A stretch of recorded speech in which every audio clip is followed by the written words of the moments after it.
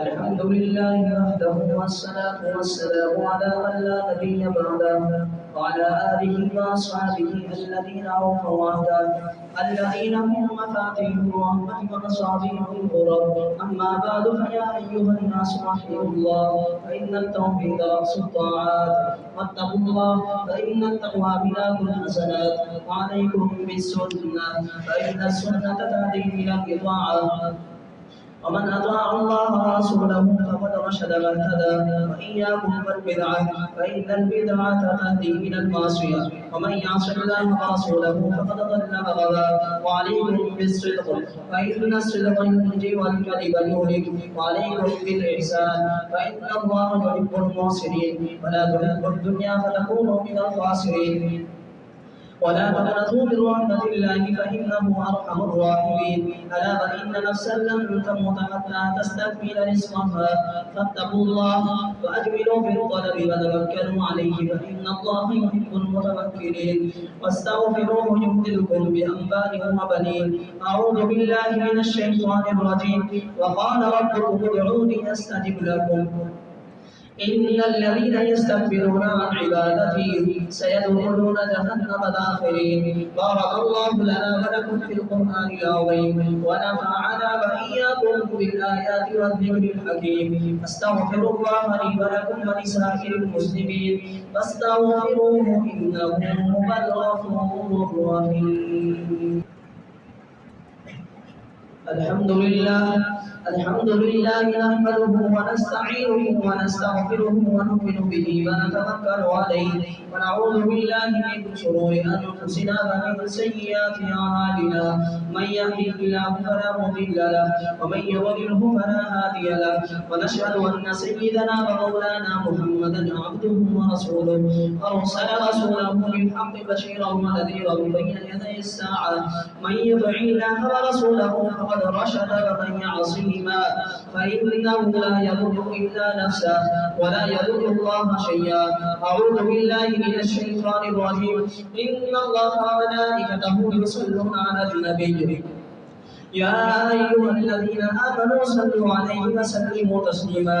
اللهم صل على محمد وعلى آل محمد بعدد من صلى وصام.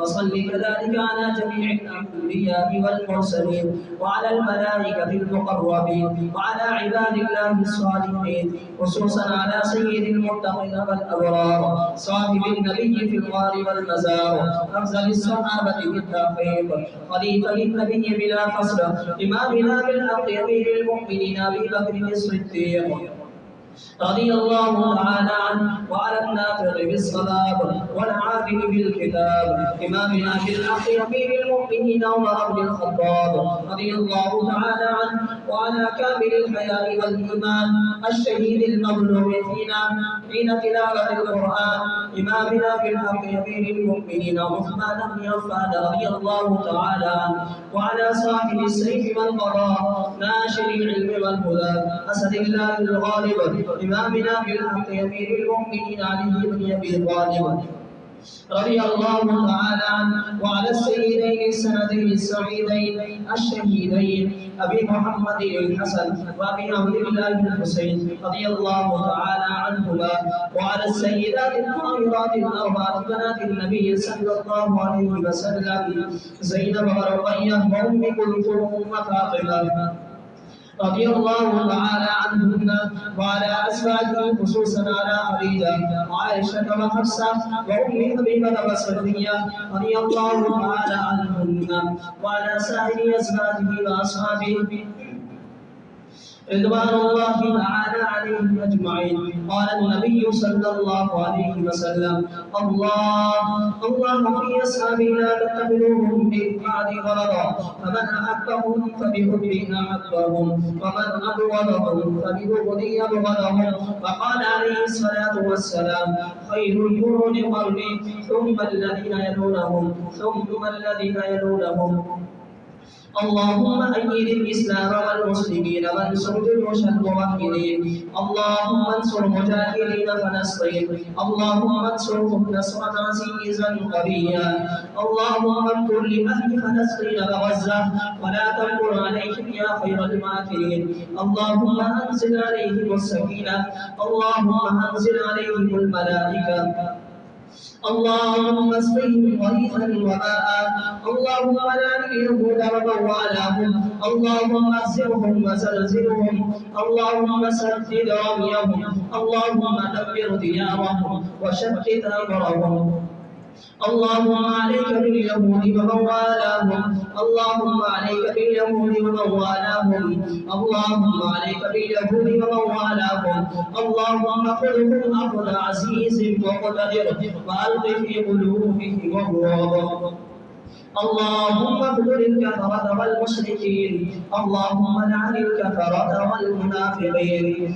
ربنا آتنا في الدنيا حسنة وفي الآخرة حسنة وقنا عذاب النار وقنا عذاب القبر وقنا عذاب الحشر وقنا عذاب الفقر وقنا عذاب السقر وقنا عذاب الميزان ربنا تقبل منا إنك أنت السميع العليم وتب علينا إنك أنت التواب الرحيم تعالوا عباد الله رحمكم الله إن الله يأمركم بالعدل والإحسان وإيتاء ذي القربى وينهى عن الفحشاء والمنكر والبغي يعظكم لعلكم تذكرون اذكروا الله العظيم الكريم يذكركم وادعوه يستجب لكم ولذكر الله تعالى أعلى أولى وأجل وأتم وأهم وأعظم وأكبر